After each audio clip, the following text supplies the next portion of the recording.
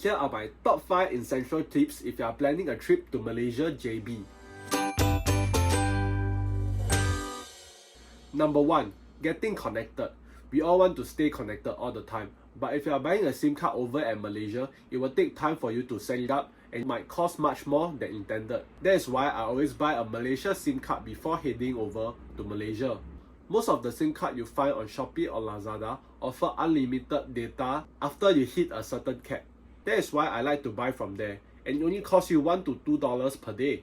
You can find both physical and eSIM version on the website itself, but the physical eSIM will take around 3 to 5 days to get delivered to you. However, if you are buying the eSIM, usually I will just buy 1 day beforehand. Number 2 is using the Malaysia e-gate. Now with the new update, Singaporeans don't have to fill up the form anymore. Once you reach the Malaysia border, you can just use the e-gate and breeze through the custom. This means that you don't have to wait so long queuing up to get the stamp on your passport. Number 3, spending. If you are still using cash to pay, you might be missing out.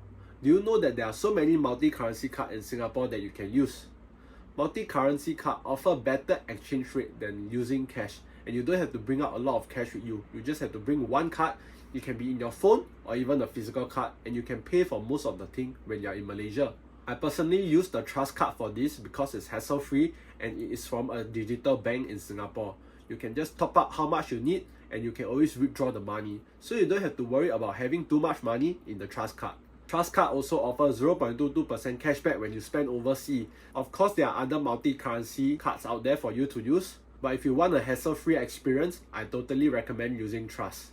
If you are interested to sign up with Trust card, you can use my referral code to get $35 of Fairprice vouchers.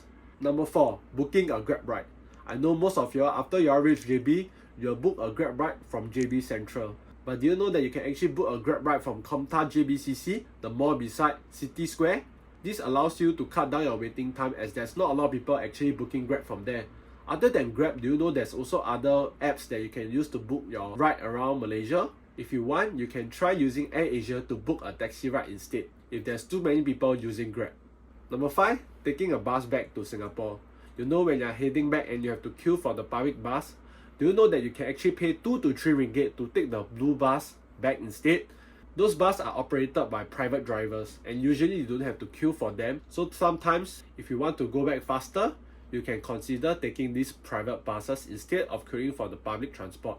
Alternatively, you can cross over to take the Causeway Link bus. Causeway Link bus offer routes to Jurong East, Bugis and Newton. So if you want, you can just head over and purchase the ticket.